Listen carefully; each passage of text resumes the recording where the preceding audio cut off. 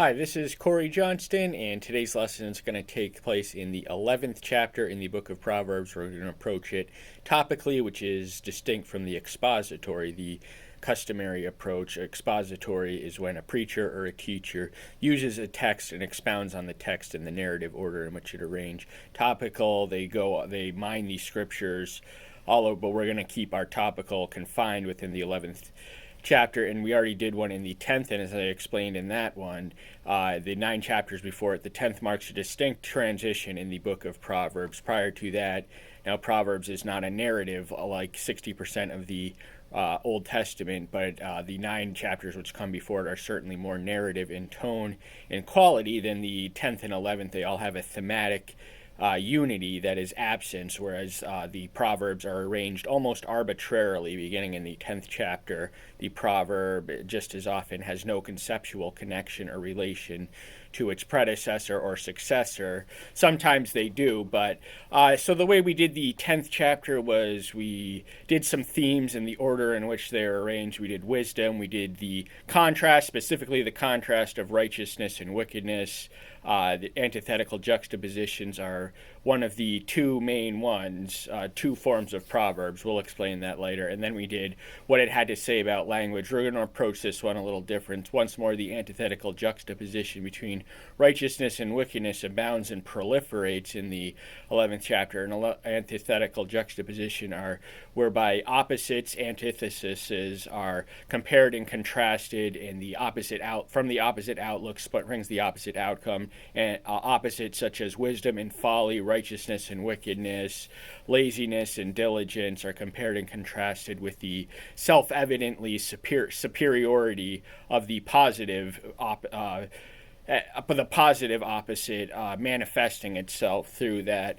But we're going to do this a lot more scrambled. We're going to do a complete scrambling of the order, and what we're going to do is trying to arrange the 11th chapter in as narrative a sequence as possible. We're not going to touch every verse because the space of time will not permit us to do that. But and one of the challenges in this thing is Proverbs always consist of 2 parts, one of which is either signalized by the word but, that's the antithetical juxtaposition, or the other format of Proverbs, the completion of a sentence, which we read and.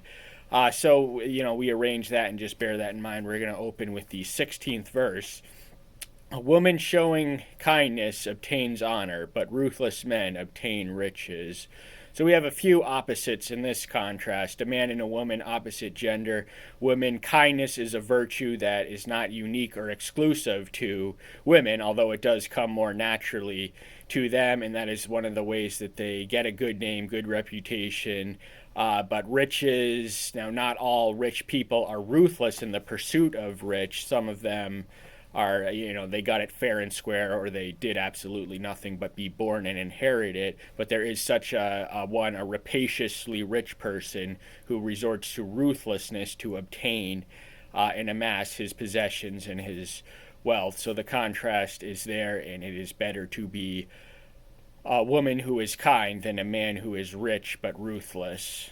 Verse 4, riches do not profit in the day of wrath, but righteousness delivers from death. Riches cannot prevent the day of wrath, the day of judgment, the day of death. And if everything's aligned against you and you are on the receiving end in the brunt of wrath, then riches are not going to protect you. They're not going to, when the wrath gets there, riches can keep the wrath away for a while, but once it's finally there. But righteousness is the solid long-term investment that delivers from death. It does not prevent death, but it prevents what the book of Revelation calls the second death, which is hell. Verse 28, he who trusts in his riches fall, but the righteous flourish like a leaf. So once more, riches and righteous are compared and contrasted. These are not exactly opposite, because it would be an oversimplification to suggest that the rich are automatically righteous or unrighteous. The realities of the moral characters of the socioeconomic individuals in our society are far too complex to belittle it to such a simplicity. But God's not against you having things. He's just against things having you. It is not unrighteous to grow in wealth, but the Bible says, if riches increase, set not thine heart upon it, Psalm 62:11. So when we trust in our riches as the ultimate source of our security and satisfaction, then money becomes our God, and God was just placed out of the picture. Money is a lot of people's gods. They worship to it. They think on it constantly. The getting and guarding it is their dominant thought, and they pray for more of it to it all. But when you're righteous, you don't have to worry about that stuff. If riches come your way, bully for you. If they don't, we are content to, whether abased or abound, we have joy, which is the state of happiness which transcends external circumstances. So we can flourish in poverty, although I certainly wouldn't recommend it. I'm actually living in poverty as we speak, but verse 18 is the next one. The wicked earns false wages, but the one sowing righteousness a true reward. So the money, the profit of the wicked, it's there's something unreal about it. It is a false wage. They did not earn what they have. They got it through ill-gotten gain, through deceptive means, through ruthless means, through unfair means. So they do not earn. They do not live in honest days earning. They do not get that. But one who sows righteousness, sowing is spreading righteousness. It is a quality that exists, but it is useless and will in fact implode if we keep our righteousness to ourselves. We have to be righteous to others and so righteous, and there is a reward that transcends monetary reward. If we are sowing righteousness, the virtue is its own reward, and the way of righteousness is not going to make you richer. It's not going to make you taller. It's not going to get you places in the world, but it is still the right thing to do. Verse 1, a false scale is an abomination to Yahweh, but a perfect weight is his delight. This is about honest economics and false scales, whereby which dishonest scales, a merchant who traffics in goods using false scales is both a liar and a thief. They have a dishonest scale that gives the customer a misleading impression of what they are paying for, and they are robbing them through their dishonesty. So that is sin on top of sin, and that is an abomination. That is a term of derision. The strongness of the term leaves no mistake. God hates that stuff. But, the contrast is a perfect weight, a weight that is honest and accurate and untainted by dishonesty is his delight. So God is not against people getting rich by honest means. Job was rich. Joseph of Arimathea was rich. Solomon was rich. These were righteous men. So it's against the love of money and the sinful pursuit of money, the Bible is. Verse 20, the perverse of heart are an abomination to Yahweh, but the perfect in the way are his delight. There's that word again, abomination, alternately translated as detestable. People who are abominations and practices who are abominations are alternately detestable. That is another strong term of derision. And perversion of heart is not limited to sexual perversion alone. It is more general and all-encompassing than that which is limited to sexual perversion. But the perverted heart is licentious, not necessarily sexually, but in just so many ways that are too innumerable to describe here. But a perverse heart, that is a detestable abomination to Yahweh. But the contrast, the remedy, and the antidote is the perfect in the way. The way that he speaks of is the covenant way, the covenant path. So in the New Testament, the term the way is personified by the one who is the way, the truth, and the life, and the way is straight and narrow. But it is also the name before Christianity was called Christianity. It was known as the way. But in the Old Testament, the way would be the covenant path, which is also a way, and it is a way to blessings. They had a systems of reward and punishment. So if you were righteous, the collective society would be materially and temporally prosperous, or impoverished in proportion to their righteousness or lack thereof, how they collectively measured up to their end of their covenant. Verse 8 and 9, the righteous is delivered from distress, and the wicked takes his place. The righteous, the Proverbs are not promises, they are principles. They, Mordecai and Daniel were certainly delivered, but many martyrs experienced and validate the promise of this. But it is a general principle. It is not a promise, and distress is persecution. So life does not get easier. The Christian life is not a rose-covered path. It is a road of privation and pain and suffering and loneliness and distress, but we are ultimately delivered it, not always necessarily in this life, but we have the ultimate promise. So the Proverbs is more about the life that we have on this earth and the life that awaits us above. Verse 9, the defiled one destroys his neighbor with his mouth, but the righteous is delivered by knowledge. There's that word deliver again. So the agent of the righteousness deliverance is knowledge, and knowledge is foundation to wisdom. Remember, this is wisdom literature, and knowledge is the lowest tier between knowledge, understanding, and wisdom. It is the ability to know facts, and that can save the righteous one. So righteousness and knowledge, and the more moral a person, the more impressive intellectually they will be. This is also an assumption of wisdom literature. But the defiled ones, their words are weapons that destroy relationships, destroy any neighborly love, and words can do that. They can destroy nations, individuals, families. So another key theme and topic of wisdom literature is words and the correct use of them. The gift of speech is one of the greatest gifts of our God-given agency, and yet we abuse it. In every idle word we shall be held account for at the judgment. Matthew 12:27. Verse 6, once more the word deliverance appears. The righteousness of the straight one delivers them, but the treacherous are caught by greed. There is no traps and snares in a way that is honest. It is consistent, because the way of righteousness is consistently righteous, and because of the consistency, there are no snares and traps in there, whereas the treacherous, greed is one of the 7 deadly sins. Greed stems from covetousness and envy. So greed is not healthy, not good, despite what Gordon Gekko, the fictional figure from the Wall Street film, said infamously. Greed is good, loosely based on Ivan Bosky, something he said. Greed is healthy. I think you can still feel greedy and not feel guilty about yourself. But the Bible says differently. Greed is one of the 7 deadly sins, and it is a host of evil. It is a sin which leads to other sins. So from greed springs, murder, stealing, lying, and all motivated at the foundation of all these outbursts of iniquity are greed. So if you have greed, get rid of it. Verse 24, there is one who scatters, yet increases more, and one who withholds from what is right and is impoverished. We're connecting this all to money. Now, Solomon has much to say about socioeconomics, and the principle communicated here is sowing and increasing. So by the analogy of reaping what you sow, reaping is planting. Sowing is planting, the spreading of seed, and reaping is plucking that which grows in. So scattering seed and increases more. So you have to scatter and increase.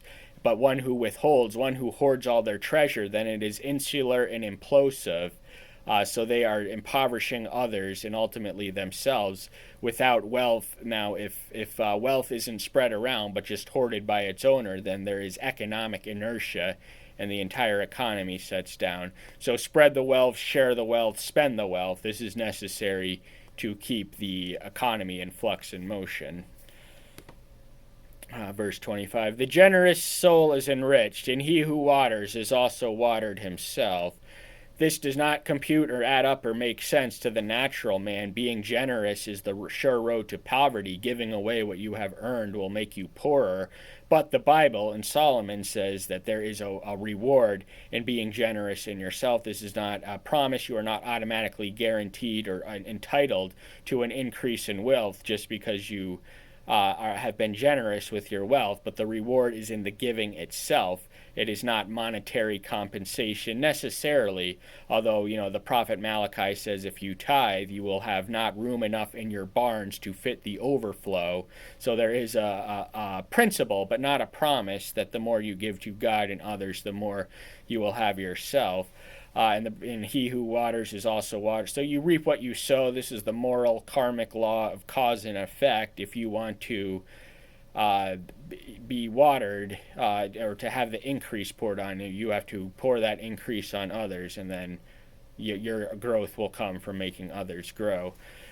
Verse 26, the people curse him who withholds grain, but blessed is the head of him who sells it. What could compel such a one to do such a thing? And the answer is, in droughts and famines, a prosperous farmer could corner the markets if they grew crops when no one else did. They could withhold the grain and inflate the price and make a killing by literally killing people. People would starve for want of their inability to pay the price for their. But far more blessed was one who gives what he has to sell. He doesn't hoard, because the food is just going to go to waste in the granary. So whether in famine or drought or prosperity or growth, always sell what you have. This is the entire point. So don't, just withhold it and inflate the price. Get it out there and, make less money than you would if there was a famine and all these things. But that is an example of the wicked practice in pursuit of wealth. Verse 31. See, the righteous in the earth shall be rewarded. How much more the wicked and the sinner? The reward is not a positive reward. The reward is the punishment. So the righteousness of the earth, if even Moses, who spoke to God face to face as a man speaks to a friend, and David, a man after God's own heart, were punished in their lifetimes for their sins. So righteous people are not immune from sins. All the moral failures of everyone are contained in the Bible, and one of the remarkable things is that God uses the unlikeliest people to accomplish his wise designs. But more to the point of the passage, if these righteous men, these exemplars and pillars of piety, exalted and praised throughout posterity, models of righteousness in the Bible, but yet not immune to sin, and they were punished, how much more so is the one who sins as a matter of course, the wicked? Now we are all sinners, but the term sinner is reserved to one who lives in sin and loves it. So they are not going to be in love with it once the price pays, and because the retribution is not always swift and sudden, but it is total once it gets there. So the wicked will get the delight of their deserts. If you sow in wickedness and evil, you will invite that evilness on your own head. So there is no escaping it. Don't even try. You can avoid thinking about it, but you cannot avoid the fact once it eventually manifests. Verse 10. When the righteous prosper, the city rejoices, and when the wicked perish, there is shouting. These are responses, rational responses to the flourishment of two types of people. The righteous and the wicked, once more, are compared and contrasted antithetically. And when the righteous prosper, now under the covenant system of rewards and punishments, the nation collectively could prosper through their collective righteousness. And the city would rejoice because they would share. If righteous people prosper, that means that they are in power. So Israel, it was a good thing that Israel had a man like Solomon on the throne, an exemplar of wisdom, the principal figure in the Hebrew wisdom tradition. So the city, Jerusalem, of course, rejoiced. And when the wicked perish, now when the wicked perish, that means they are not alive and they are impotent. Their wickedness is impotence because they have no life to give it. So, of course, there would be shouting in such a hypothetical general situation.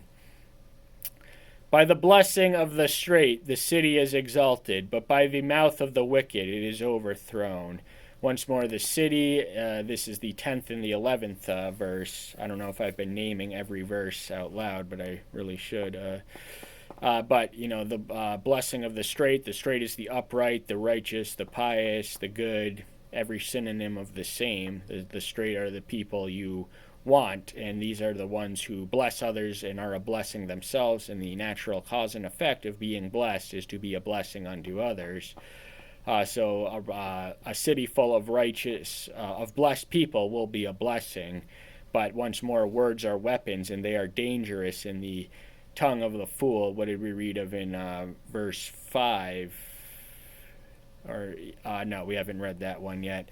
but words are quite destructive in the mouth of a fool.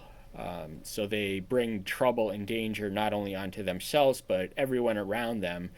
So the sin of one sinner can bring devastating ripple effects in any community. Look at Achan in Joshua's 7th chapter. He hoarded the booty in the express violation of the commandment, but all of Israel bore the punishment because of this one man's transgression.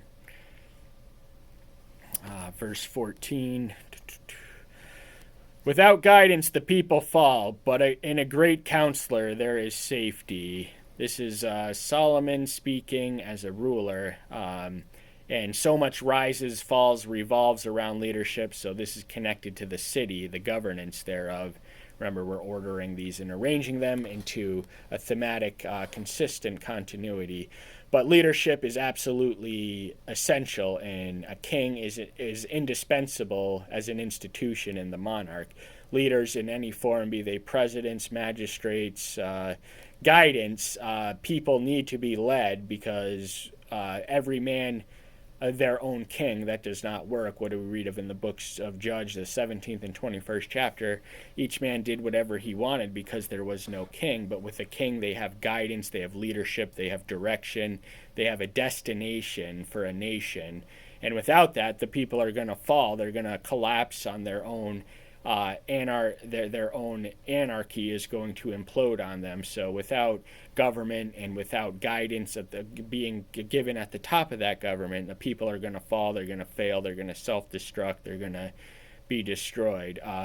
But in great counselor there is safety. Now Solomon, in the most biographically significant moment of his life when he was 19 years old, after doing a mass slaughtering in Gibeon, which was the site of the tabernacle, this is before the temple was built, he is visited in a dream, given a blank slate for whatever his heart's desire was by God himself, and he chose wisdom. And it's interesting because kings in the ancient world, they relied on wise men, but Solomon himself was a wise man. Most kings surrounded themselves with sages, but Solomon himself was a sage. That does not mean that he didn't rely on as many counselors, and the more the better, the multiplicity, the more sources of information to a realistic limitation. But great counselors, that term is both qualitative and quantitative. So the more the merrier, and the ones who know what they're talking about, men of skills and expertise in forming a king, that will enable them to give this guidance without which the city would fall. Verses 3 and 5, and we're talking about guidance in this one. The integrity of the straight ones guides them, but the slipperiness of the treacherous destroys them. Integrity is the quality. Now, the definition of integrity is what one does when no one is watching.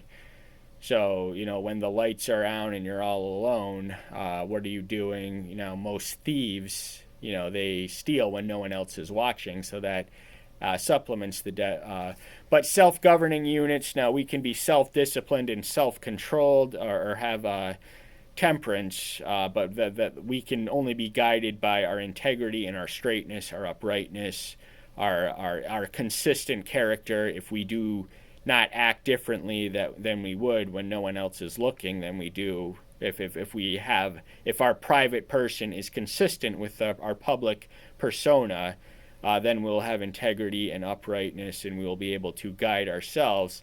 The treacherous, they are not so fortunate. They live to wreak havoc and destruction, and the destruction they spread eventually overwhelms them and subsumes them on their own head.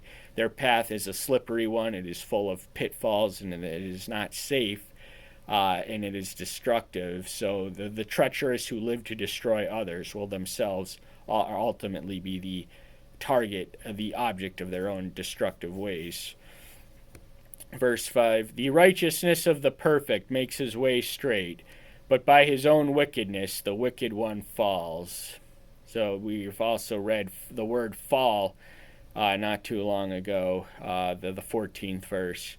Now we read the way and straight, so that's the connection between verses 3 and 5. The righteous are able to walk their way straight because they're without it being slippery or having pitfalls or designs and snares which ensnare the one who lays them there.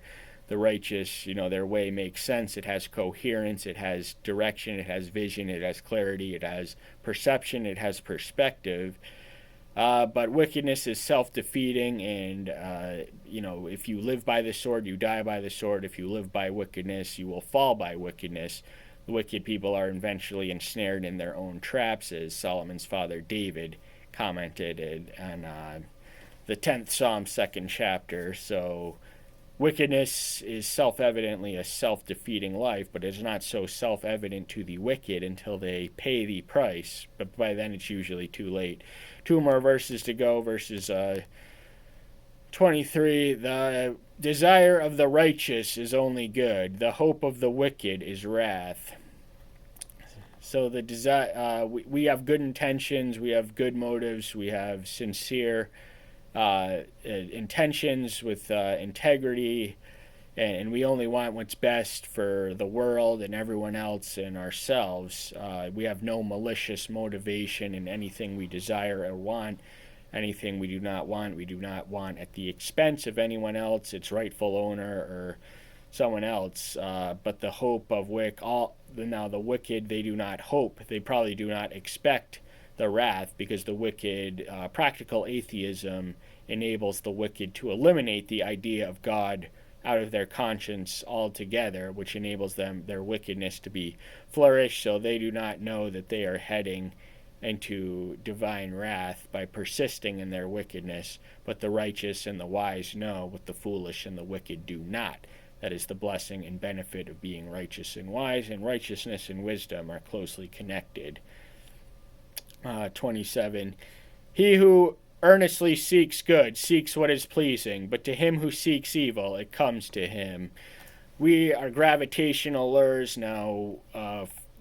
Smart people gravitate around smart people because they're not going to be able to have social conversations with their intellectual inferiors.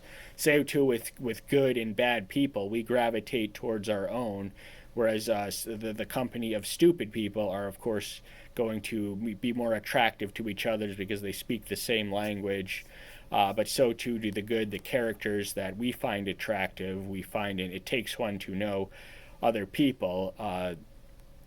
So we know what is pleasing. Now, what is good is what is pleasing. This is not pleasing to our own selfish immediate gratification, but pleasing for the collective and pleasing to God. That is who we are seeking to please, and without God, without faith, it is impossible to please God. Hebrews 11:16. But to him who seeks evil, they get what they seek. They have the same magnetic attraction. Evil gravitates around its own, and it enhances in its own, and it lashes out in vicious contagion and spasm towards its own. So evil company corrupts good manners, we read somewhere in 1 Corinthians. That's all the time we have for today. Thank you so much. I'm so glad you're here. Stay tuned until next time. I'll see you then. Bye-bye.